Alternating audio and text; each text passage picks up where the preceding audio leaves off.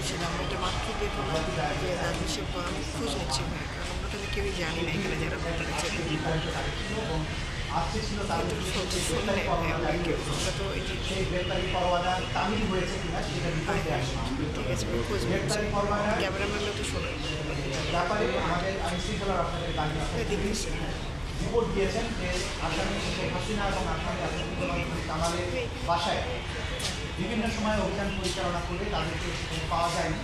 তারা রিপোর্ট দিয়েছেন আরও বিভিন্ন সামাজিক যোগাযোগ মাধ্যম এবং পত্রপত্রিকার রিপোর্ট থেকে তারা জানতে পেরেছেন যে এই আসামিদ্বয় গ্রেপ্তার এড়ানোর জন্য বর্তমানে ভারতে পলাতক অবস্থায় রয়েছেন, তাদেরকে পরবর্তীতে গ্রেপ্তার করা সম্ভব বলে আদালতে প্রকৃতি করেছে।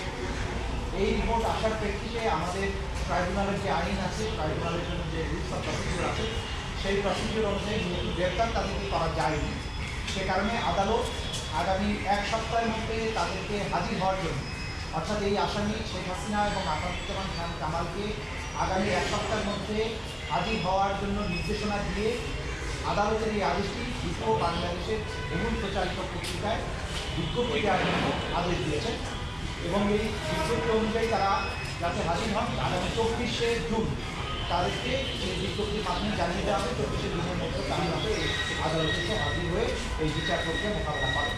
আগামী 24শে জুন তারিখে পরবর্তী তারিখ নির্ধারিত হয়েছে।